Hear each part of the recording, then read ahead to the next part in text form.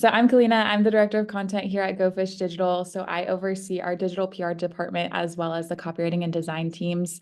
I started on the outreach side of things, so actively pitching campaigns to journalists, and have since gotten involved in all aspects of the campaign from research to creative and beyond. So it's been a lot of fun. Go Fish, a little bit more context about us. We started back in 2005, mostly focusing on ORM work such as SERP suppression, which requires a lot of knowledge about SEO. From there, we built a team of around 75 individuals, all knowledgeable within their own verticals. And we think it's really important to share that knowledge with others in the SEO and digital marketing community. So we've been published on outlets like Washington Post, Moz, Search Engine Land, and NPR. And we're also a trusted partner with a number of large enterprise organizations. We've been named a Google Premier Partner, featured on the Moz recommended list. And as Nick mentioned, we've won 26 US Search Awards, including Best SEO Agency 4 times, most recently as last year. But to kind of dive into the reason that you're all here today, digital PR. So want to first take a step back and talk about the strategy and what it is, why companies would want to invest their resources into it. So digital PR is, I would say, a buzzword that's grown a lot in the last 5 to 10 years. It used to be really lumped in with link building and a lot of broader SEO teams, and honestly even is in a lot of cases, as Google's algorithm has continued to prioritize backlinks in their rankings. People have developed a lot of unique strategies to earn those coveted backlinks. Digital PR is really different from a lot of the other strategies that have emerged, like cold outreach or guest posting or even buying links, because the output is a lot different. Digital PR really focuses on quality media coverage from those high authority media outlets. The strategy and the approach to earn those high quality links that are so coveted in the SEO world is also very different, because you can't just come across those high quality links with just an email. It requires a lot of upfront planning in terms of content creation and a real emphasis on creativity and uniqueness. I wouldn't necessarily call the strategy true public relations, because it's very different in a lot of ways. And it's not necessarily a full SEO strategy. It's kind of in the middle of those two things and the best of both worlds to bring the two together. So traditional PR is a very different strategy. Like I mentioned, traditional PR is often centered around promoting a brand. So maybe you're trying to get your product out there, promote your service. Maybe it's an event, or maybe it's a leadership change that you want to be talked about in the media. Ultimately, traditional PR in most cases is probably trying to improve brand awareness. So things that are going to be important if you're developing a traditional PR strategy are things like identifying good media markets and lining those up with your target audience, how you're communicating about your brand, and then in turn, how those journalists are going to be communicating a brand and talking about your products and your services. With digital PR, you kind of have to throw all that out the window and really rewire your brain to think about the different goals. So the goal with digital PR is to earn backlinks for an SEO benefit, which I'm going to talk about in a minute what that means and why we'd want to earn those links. But ultimately, that's going to shift who you're pitching and how you're pitching and pretty much everything about the strategy. So instead of targeting like print, video, online, audio types of publications, you're going to solely be focusing on online media outlets. You're also going to shift the types of content that you're pitching. You have a lot more creative freedom when you're doing a digital PR strategy, because you're not necessarily worried about what the journalists are saying about your brand or your product or service. You're more focused on earning those backlinks.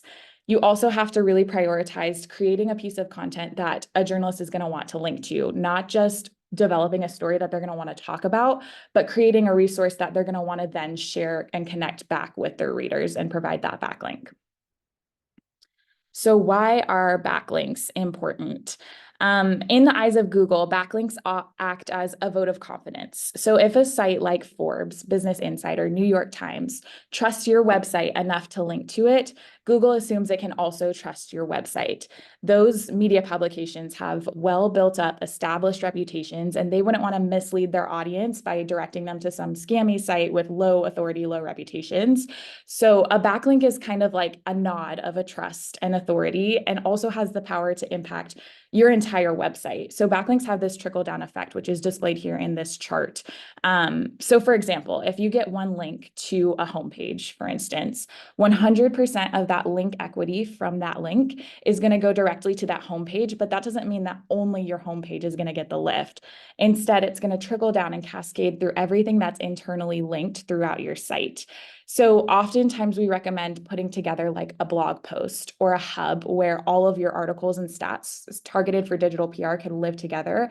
And then a journalist can go there, quickly grab the information that they need. So most often we receive links back to those blogs and those hubs. That being said, your entire website, your entire domain is still going to get the full benefit of digital PR. Just because the links are going to your blog doesn't mean only your blog's going to benefit. It's kind of like the rising tide that lifts all ships. Your whole domain is going to see an immediate impact from digital PR. So how do we earn those coveted backlinks that are so important in Google's algorithms? I would say one of the most challenging pieces of digital PR is truly brainstorming content that is going to be creative enough to stand out and win that golden opportunity of media coverage. Journalists get dozens, if not hundreds of media pitches every single day. So standing out in their inbox is critical. A great pitch, so like the perfect subject line or a personal, well put together email that's thoughtful and intentional with the best insights, will only get you so far. If your content's not amazing and top notch at the end of the day, a journalist probably isn't going to want to cover it. So it's important to spend a lot of time and emphasis on the brainstorming part of the process and come up with content that's really going to wow a journalist, come up with things that have never been done before and are truly new, things that they haven't seen in order to be successful. So a key piece of this brainstorming process is something that we call tangential content here at GoFish, which is content that's related to, but not necessarily about your brand or service. It has at least, if not more, than 1 degree of separation from your primary product or whatever your revenue driver is. So we've heard firsthand from journalists that they don't want to cover things that sound like an ad. In fact, they can get paid a lot of money for covering that kind of thing. So like sponsored content or advertorials, things of that nature. For instance, if you're a fashion boutique, a branded piece of content might be something like the most popular shirts. A fashion boutique might sell those shirts. So if they're writing a blog about that, that's natural, that makes sense. And that's a good idea for a blog post for content, but that's not necessarily going to drive backlinks and really interest a journalist because they're going to receive that pitch and say like, yeah, they're trying to sell their shirts. That makes sense. A tangential piece of content, on the other hand, might be something like the most popular colors for 2024. That's kind of 1 degree of separation away from shirts, products, that kind of thing. But colors are still really critical when you're deciding what shirt you want to buy. And a fashion boutique would make a lot of sense to be talking about colors because they probably know a thing or two about the most trending and the top trending colors.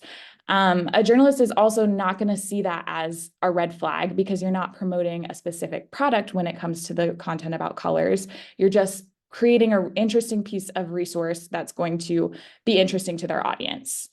Another example of tangential content for a fashion boutique could be something like analyzing celebrity red carpet looks, like maybe the most common necklines or lengths of dresses or something of that nature. Again, makes sense for that retailer to talk about because they know a lot about the fashion industry, but they're probably not selling Blake Lively's Met Gala dress. So it's not going to come off as an advertisement to a journalist. It's just a resource. We collect data on absolutely every aspect of the campaigns that we produce and pitch, and we have found that tangential content outperforms branded content in almost every instance. In fact, it earns around triple the number of links that branded content does. This is true across hundreds of campaigns from a lot of different industries. Tangential topics earn an average of 16 links per campaign, while branded topics earn an average of about 5. A caveat to all of this is that it always needs to make sense to come from your brand. You want to make sure you're not doing something that's so far out there that it's not going to make sense and you're not going to be able to answer the question of why would this fashion retailer create this piece of content? You should always have that answer and that question in the back of your mind. You can get creative with it, but it definitely needs to be something that you're able to answer. So another thing to keep in mind with brainstorming is the news cycle and timely topics. For journalists, the name of the game is truly timeliness. It's one of the best ways to fit your content into the news cycle and really optimize your likelihood of earning coverage. It does a couple of things. It provides a sense of urgency for journalists. So if you're pitching a content piece about back to school, there's a limited time frame, a limited number of weeks or even months that that piece of content is going to be relevant. And then once that window passes, a journalist can't really cover it. So it provides that urgency and that incentive for them to cover that content right now. It also might be something that they're already talking about. They might already be working on a piece about back to school, and they might be looking for one additional resource that can really take their piece over the edge and make it very unique, and then they can send it off to their editors. So that way they don't have to create a brand new story from scratch. It's something that they're already working on and something that can fit into what they've already got going. Um, it's important with the news cycle to be very proactive, and that's can be challenging at times to anticipate what's going to be in the news. But you have to think about not what's going to be interesting today, but what's going to be interesting when you're actually pitching the content. So if it takes 4 weeks to produce a content campaign, what's going to be interesting in 4 weeks? 4 weeks from today is around July 4th timeframe. So that's an opportunity to create content around cookouts, pool parties, family gatherings, fireworks. The list could go on and on and on, but that's kind of a way that you can predict what people are going to be talking about without knowing exactly the intricacies of what's going to be going on in 4 weeks. So think about things like holidays, like July 4th, Christmas, Halloween, that kind of thing. Also national days, so like National Ice Cream Day, National Donut Day is a great way to tap into a timely event without fully relying on that timely event. So then when that day passes, you can still continue to pitch on and execute your strategy beyond just the national day.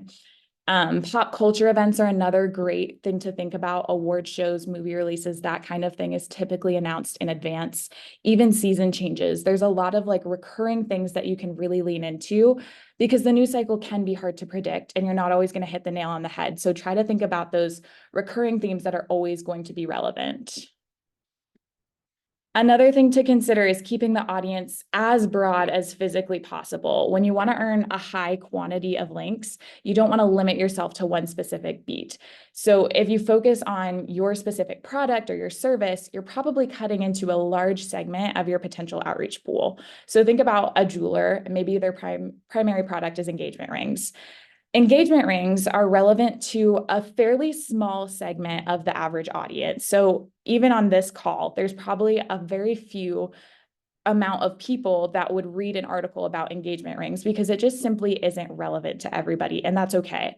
But that doesn't mean you can't do a piece that tangentially relates to the theme of engagement rings by getting creative with a tie-in. So one thing that's popular with engagements is like a nice meal. So maybe you could produce a piece of content around food, maybe like the most romantic appetizers, because who cares about food?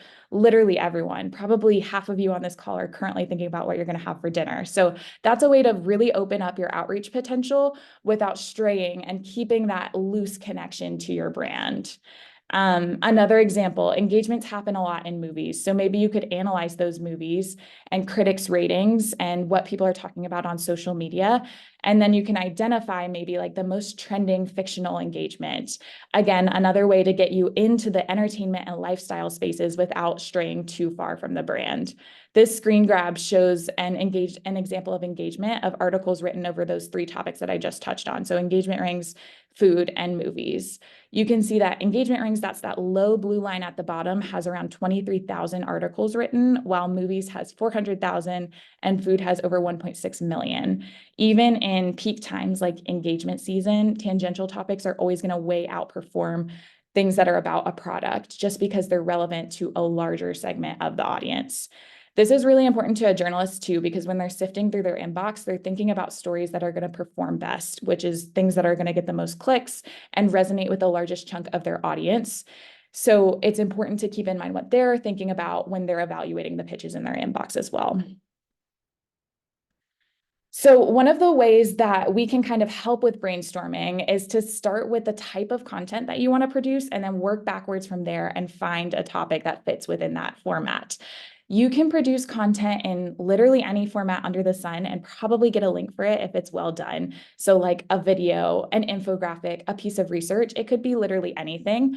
But that's really overwhelming when you have so many options. So it's helpful to put up some sort of guardrails to kind of guide your ideation process and give you a starting point. Again, also helpful to keep in mind that there are so many options and so many possibilities, so you don't want to limit yourself, but having a starting point, a jumping off point can be really helpful. So these are 4 of our key formats that we go back to time and time again. We've seen proven success with these, and with each of these, we have the ability to go in a lot of different directions, expand into a lot of different industries and a lot of different spaces with just that same format. So the first example is surveys. This is a way that you can kind of create a data set for yourself. It gives you full control from beginning to end of the campaign creation. So starting with the survey questions, you could write one survey question. Do you think TikTok should be banned? Yes or no? Or you could write 35 plus questions, diving into the intricacies of dating during an election year, how singles think, how they act differently when politics are at the forefront of everybody's mind. There's a lot of different options with how you format your survey. It can also allow you to angle questions in pretty much whatever way that aligns with the news cycle and your brand and whatever's going on in the world today. Another benefit of surveys is they create a proprietary data set that's literally nowhere else on the internet. So if a journalist wants to cover it, they virtually have to link to your article because they have no other option. Another benefit of surveys is that you can screen by any demographic. So as high level as like Gen Z to as niche as like SEO experts that live in the Raleigh, North Carolina area. And that helps you provide a new perspective, a new look on a topic that might already be covered a lot in the news and have a lot of content out there, but you're providing this new angle by diving into a specific demographic. Once you have the raw data, you can pull out the most interesting insights. And I urge you to keep in mind that your story might change as you're developing your survey. You might think that you have one story when you're putting together the questions and pitching the survey. But then when you get the raw data back, there's this nugget of an insight that's really great, really unexpected, and you want to lead with. So you can definitely do that and kind of like be flexible with your story throughout. So an example of this is a survey campaign that we did for Surety First, Are Americans Obsessed with Zillow? You may have seen the SNL skit where it kind of like spoofed how much Americans love Zillow. We wanted to put that to the test and ask Americans if they really were obsessed with Zillow, and ask like, if you were given the option and you had to give up one thing, a certain app or a certain behavior activity, what would you give up over Zillow? This was for Surety First Contractor Bond Company. Contractor bonds is pretty niche and not the most exciting to everybody. So we wanted to kind of expand that as much as possible. Contractors work with a lot of homeowners, and the real estate market is almost always in the news. So that allowed us to tap into an interesting, relevant content topic without straying way too far. So for instance, if browsing Zillow inspired you to renovate your home, you may want to consider contractors covered by surety bonds. Some of the insights we got from this campaign: 58% of respondents have missed an important deadline at least once because they were browsing Zillow. More than half of respondents have looked up their boss's house on Zillow.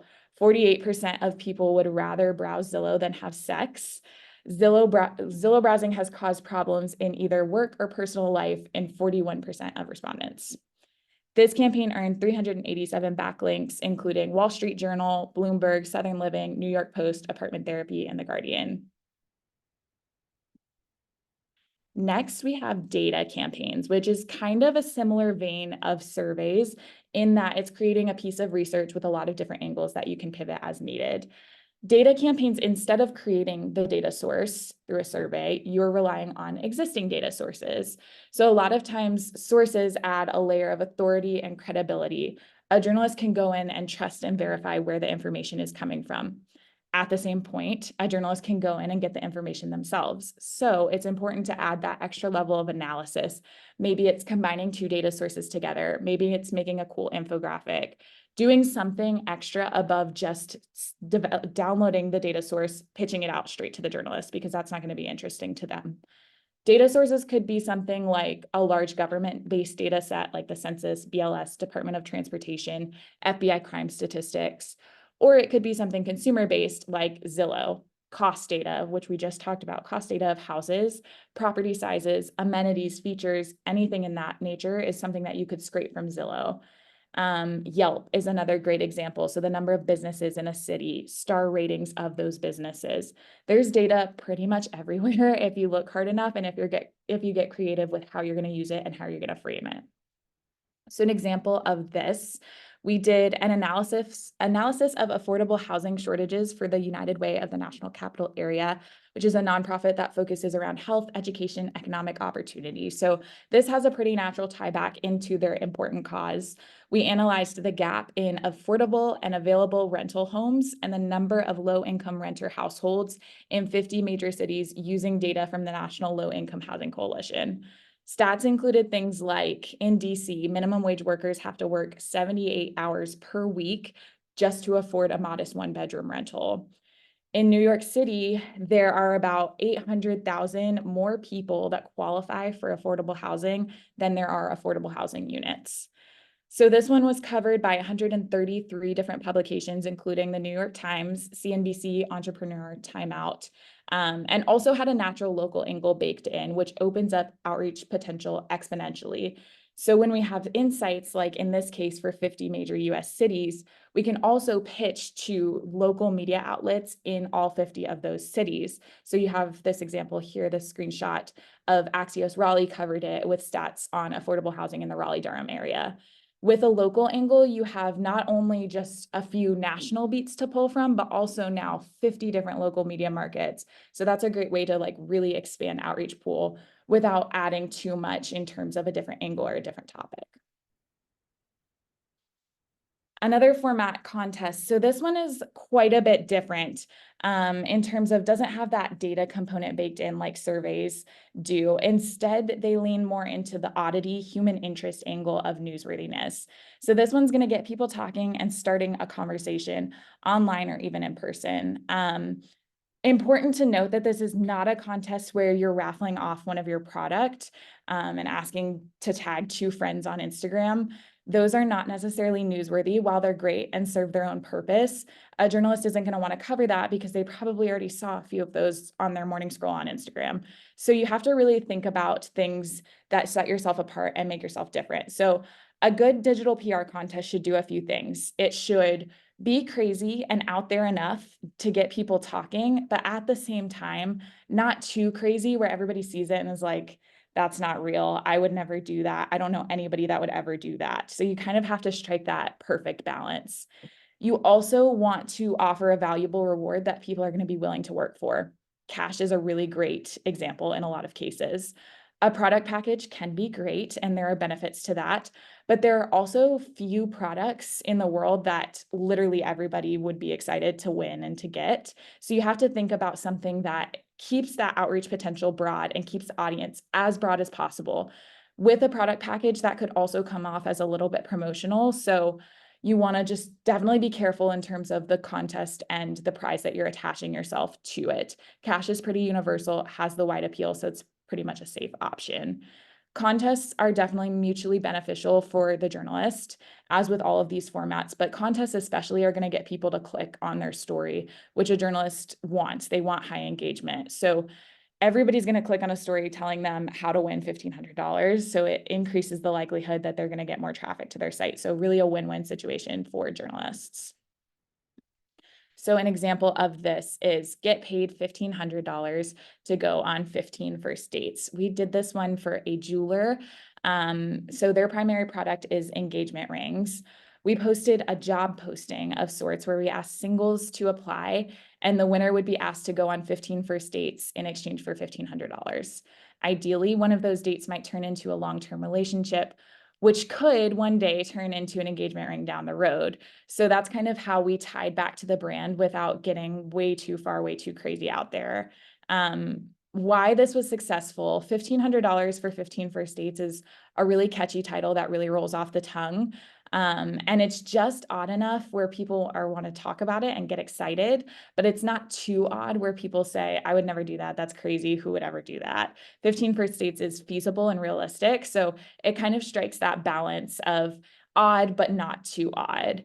This is also, I would argue, relevant to pretty much everybody. Even if you're not single, odds are high that you do know somebody that is single and in the dating scene. So maybe you want to nominate that person for this contest. It has a very broad audience, even if you yourself are not interested in the contest. So this one earned 523 backlinks, 24,000 sessions, and we had 8,000 applications to sort through. Well-rounded coverage from top-tier news sites like CNN, Newsweek, MSN, to lifestyle publications like Vanity Fair, and pretty much everything in between had a lot of local coverage for this one too. I know everyone's thinking it's such a genius title. Was there only one winner? Yep, only one winner. So it was like $1,500 of cost. Yep, That's insane. yep, yep. And then the final example here is interactive campaigns. So this is a creative asset that's going to live on your site, like a calculator, a quiz, an interactive map, something of that nature. Allows for an engaging user experience that they can tailor and personalize to themselves. So maybe you're like clicking on your hometown, learning something about yourself, something in that vein. With interactive campaigns, uniqueness is truly key. There are hundreds of calculators on the internet that you've probably seen yourselves on, like how many calories you should be eating or how much money you should be spending or saving or something of that nature. So you really need to do something that a journalist hasn't seen before, something that ties back to the news cycle with those timeliness angles like we talked about earlier. With interactive campaigns, the risk is that you have no data to fall back on. So there's no real way to like pivot it quickly or change up your angle or change who you're pitching or how you're pitching them. It really relies on the success of the interactive asset. So you have to prioritize that and put a lot of effort into creating something cool that people are going to want to click on. So an example of this is the tech CEO calculator. How quickly can a tech CEO make your salary? So you would select from a list of CEOs like Mark Zuckerberg, Jeff Bezos, Elon Musk, and then you can input your salary and it'll tell you how many minutes, seconds, or even milliseconds it would take that person to make your annual salary. We pitched this one during the Zuckerberg trials. So already in the news, like we talked about earlier, journalists were actively covering it and they had been covering it for a while. So they're probably looking for new angles, new things to talk about, and new resources to include in their stories. This was for Simple Texting, an SMS marketing company, and we really leaned into their expertise within the tech industry. Also, tech CEOs are marketing gurus, so it made sense to come from Simple Texting, but not leading with their product or their service. This one earned 149 backlinks and 170,000 landing page sessions. We typically see higher sessions with this type of format because it's an interactive asset that they want to go on and click for themselves and enter their salary and engage with it. But this one got coverage from The Guardian, Fast Company, Lifehacker, Teen Vogue, Business Insider, and GQ, to name a few. So coverage is great, but how is that going to benefit your website and your products long term? Like many SEO strategies, digital PR is definitely a long game, and digital PR has a compounding effect, meaning the more campaigns you do, the better they're going to perform, the more links you're going to build, and the more authority you're going to build. Establishing yourself as a resource for journalists is going to come with more campaigns and the more you pitch. And then that provides the opportunity to kind of like foster relationships for ongoing coverage across campaigns. Also gives you the opportunity to figure out what's working and what's not and tweak things accordingly. So this kind of boils down to all the way just one campaign. This is a screenshot of one campaign that we produced and pitched in the winter of 2022. We pitched it for a couple of months. You can see that it earned 23 referring domains in its active promotion period, which is a pretty solid campaign. But then it continued to live on their website untouched. We didn't do anything to it. And now today it's up to over 250 links in under 2 years. So I get a lot of questions about what the longevity of this strategy is and whether links go away over a certain period of time. And actually the reality is true. The reality is that the opposite is true. With more coverage, the more time it sits on your website. When a handful of people start to cover your campaign, other publications might also see that and they might also start to cover it and add it into their content calendars. Or they might stumble across your content through search or social media. So there's a lot of different ways that people can find your content the longer it sits and kind of cooks on your website. It is that you can also kind of enhance this strategy. So doing things like updating your published dates or keeping data fresh and current. So going back in and maybe updating things on an annual basis can be helpful. But a lot of times this happens, like in this instance, without any additional effort, just living on your website. That's especially true for evergreen content, or like holiday content might get coverage every year around that holiday. So important to think about that balance of timeliness and then also evergreen content that's going to earn passive coverage. And then, of course, the impact on your domain. So results also compound on their effect on your entire website. So this means that as you do more digital PR campaigns, your site's going to see an overall lift in visibility in terms of traffic, rankings, authority, and then ultimately that's going to lead to revenue. Digital PR is a supplemental SEO strategy that complements your existing efforts. So your search competitors are probably also building links, whether organically or just passively. But digital PR can help set you apart and outpace them through both quantity and also quality media coverage. So this is a 1-year snapshot of a nonprofit that I talked about earlier. We did 4 campaigns for them in 1 year, and within those 12 months, increased referring domains by 67%, and the domain rating increased by 2 points. We also saw a 226% increase in keywords ranking in positions 1 through 3. So that kind of goes to show how just 4 campaigns can make a substantial impact when you also have a solid SEO strategy in play.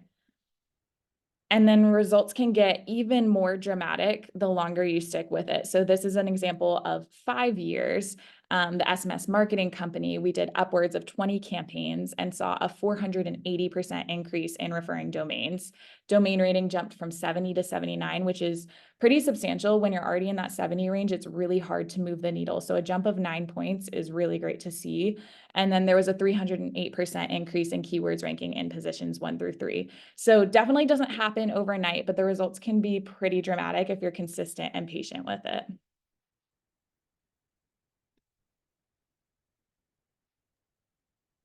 I know, I never get sick of hearing these stories. It's, they get to me every time, and I can't stop thinking about the process that it takes to develop this. And I've asked you about like questions and past conversations about like how do you ensure that you have like a workflow that brings the right ideas to the table, and then what do you do in terms of pitching? And it seems like a lot of people are asking questions that are along those lines, but we'll get to them. Please stick around for QA. In the meanwhile, know that it's very clear that many of the attendees here are other agencies. But if you're not an agency and you're a business that does want to start engaging a little more in digital PR and tangential content and getting your backlinks up, all the good stuff, please pop that in the chat, and and Kalina and the team at Go Fish will be reaching out and sending over some good information. And if you are an agency, I repeat something I just posted a few moments ago. We have to disqualify most of the people that want to work with Agital. It is just the nature of how it works. So if you have had to disqualify someone because they were too big for you to work with, send them our way, and then we can maybe reciprocate or do some other compensation that would be helpful. But given that this is one of those webinars where it's an industry moment, a lot of people from the industry are coming here. Let's make some juice out of it. I'm going to close that out in 3, 2, 1. 75% of you asked for next steps. Amazing.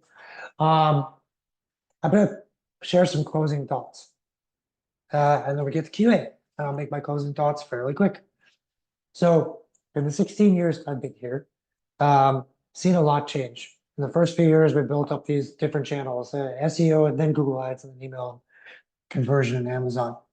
And for a while in the beginning, 2008, you could just do SEO. You're good. That's like that. Your entire business was fine. Google Ads didn't even show up very well, so you didn't even want to invest in that yet. But over time, 6 core channels took hold, more channels took hold, and now we're at 15 different channels that we need to be in for our clients to stay in front of their customers. And that's going to only grow. So we said, shift paradigm. We need to look at this in a different way.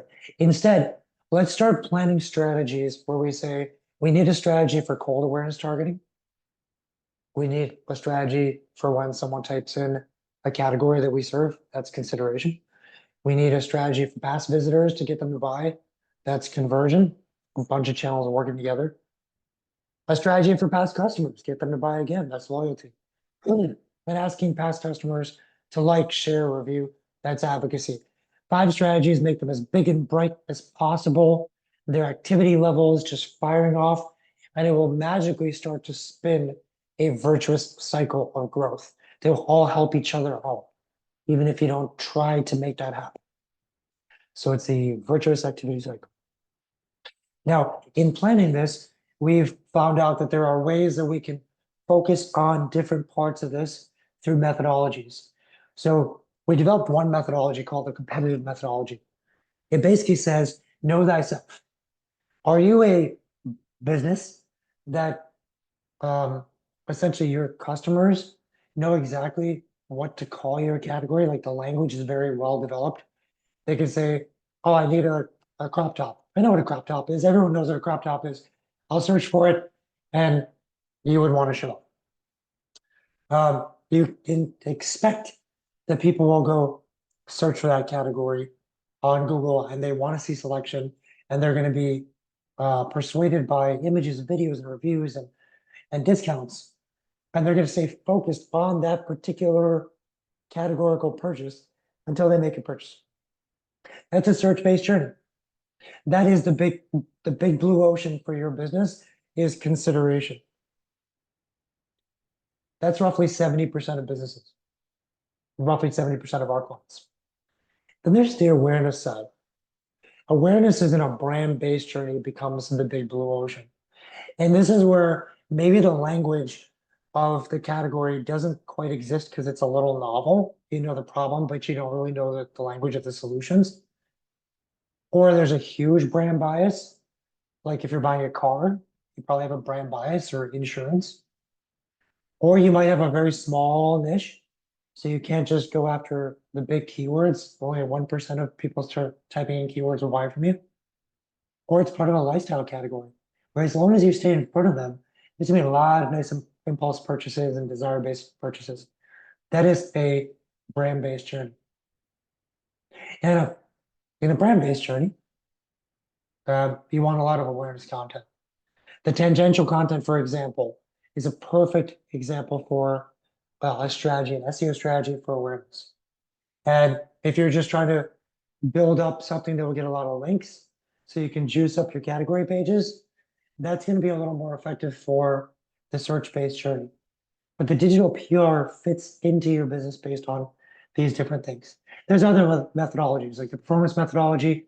You take all your investments in awareness, consideration, conversion, including digital PR, divide all that investment by your net new customers. That's your cost per acquisition.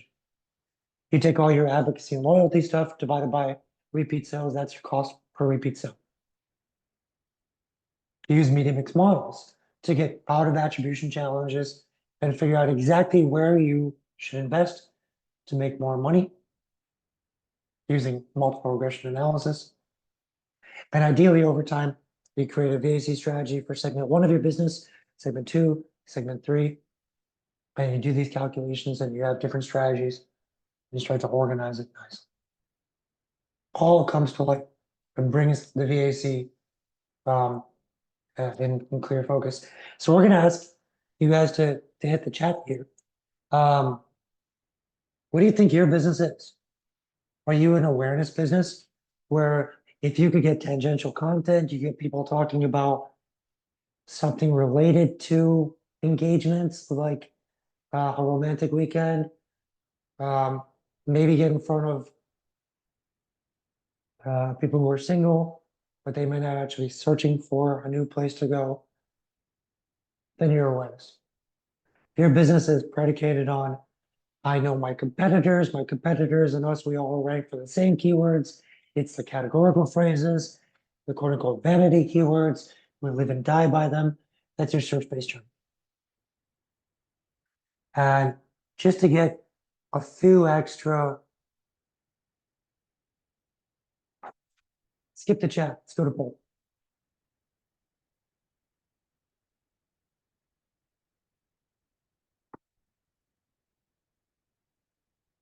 And the interesting thing is, consistently, as we run this, 70% of people answer search-based journey, 30% answer brand-based journey.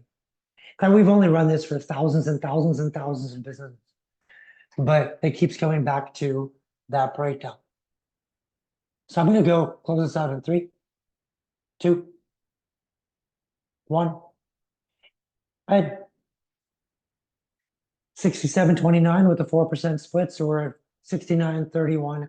That we're right on that 70-30 split that we would expect. It's great. But that means that 67% of you are trying to connect the dots between, I have my category pages, my top navigation pages are super important. I want to create digital PR and blog content and stuff that brings backlinks in, that through the call of the website boosts those categorical phrases. Those dots do connect. The importance of 2 sections that Kalina covered today. One is, you get backlinks and it can increase the entirety of your website. But also the last point that she made, it will continue to bear fruit for a long period of time and boost your link authority. That's awesome.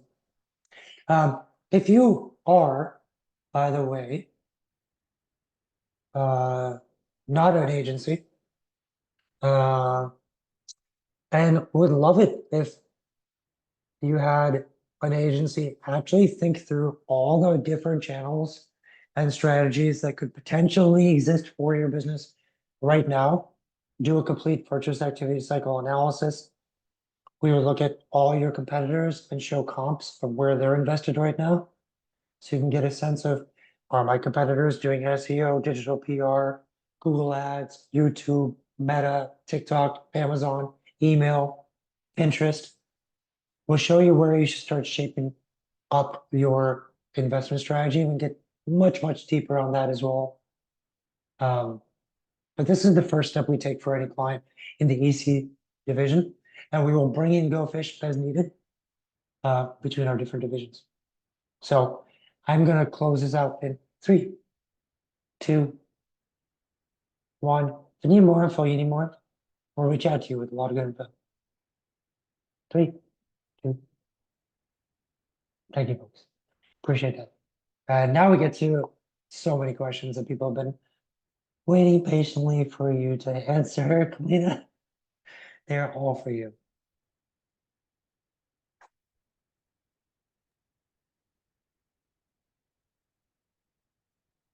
You can take them as you wish in whatever order. Can you see all the questions? Yeah, pulling them up.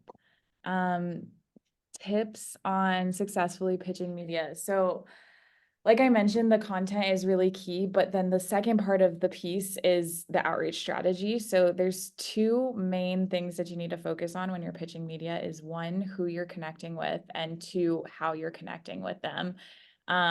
Doing a lot of research and making sure you're landing in the right inboxes is really critical. So looking at their past coverage and making sure they're not only the specific beats that you're connecting your content to, but also they cover the type of content that you're pitching. So maybe they've covered surveys in the past, or they've covered newsworthy content in the sense that the timely content that you're producing and pitching. So that's really important.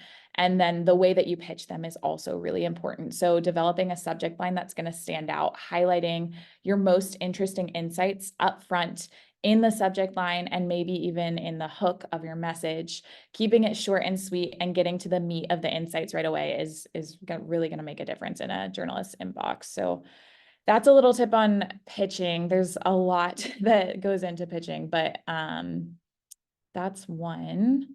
How do you get people to fill out surveys? We use a paid platform. I think that's probably the easiest and most effective way to get the proper survey responses and get accurate survey Like responses. Survey Monkey, Survey Gizmo, one of those. Yep, exactly.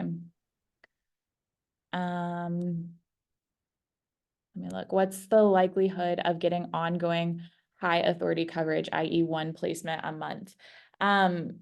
Pretty strong. If you're doing multiple campaigns, you're definitely increasing your odds of getting more coverage. On average, our campaigns earn, like I said, like tangential campaigns can earn an average of 16 high quality pieces of coverage per campaign, and you could do one campaign a month, so you could get 16 high quality pieces per month. It kind of just depends. It's definitely an earned media strategy, so results can fluctuate, as you saw with those examples that I shared that earned over 500 links. But if you're consistent and patient and consistently trying different topics and different formats, that can be really successful. You said, oh, like branded pieces are about 5 Yep. placements for tangential 16. Yep, exactly. Tips on picking the right form of media. In terms of topics or in terms of content, like formats, if you're asking that, you kind of have to work based on what yields to the topic that you're selecting. So like some campaigns are just going to have to be a survey because there's no existing data source that fits that campaign. Other campaigns, you have a little bit more flexibility. So you kind of have to just go based on the topic or work backwards and find a topic that fits within that format. It kind of just answers itself as you're developing the campaign and the concept. If you're asking like media in terms of publications, you should be reaching out to a lot of research in terms of looking at past coverage, like I mentioned before, and looking at people that have covered similar things. So like surveys or data campaigns is a great way to identify media outlets that might be a good fit for your campaign.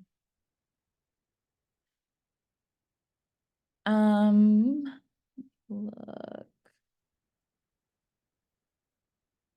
On average with your customers, how many pieces of content do you have to create a home run piece? This is a great question, and the answer is there's not really a great answer to that. It fluctuates a lot. You could have, if you have a perfect strategy, you could have every piece hit a home run. On average, I would say maybe 1 in 10 have those like high incredible results. But it really depends substantially based on like the topics and the formats. It's really helpful to conduct that analysis and collect a lot of data on what's working and what isn't. So then you can really narrow in on the specific topics, the specific formats. But like I said, consistency and doing a lot of different topics, a lot of different formats to see what's working is really beneficial in optimizing your success.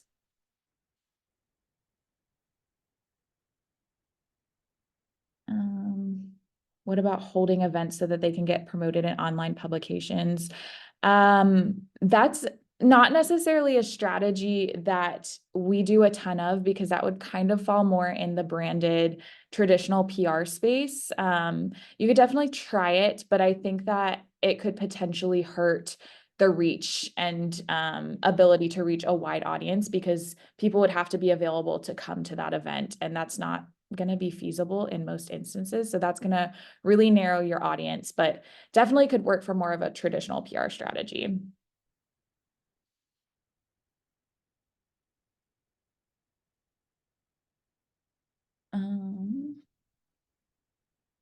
Other questions, are these companies seeing top level impact? Yeah, so it's definitely a top of the funnel strategy, but that's going to trickle all the way down. So the more links you build, the more authority you get, and the higher you're going to eventually get on the rankings, which is then going to impact revenue. So you're not going to see that direct one-to-one correlation, but it's a trickle down effect and will affect everything in the long term.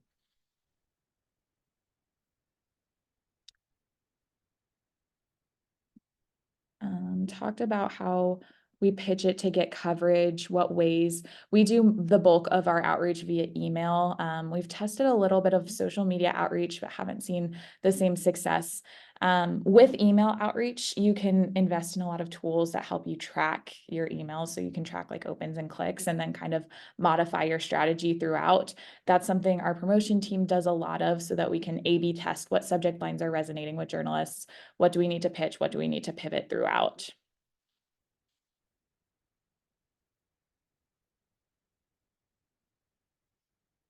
What about silly, casual, fun topics and content for a serious, technical, industrial audience? I love that one. So that's kind of what we did for Surety First in the contractor bond example that I shared, but we do a lot of things that are silly, fun, casual.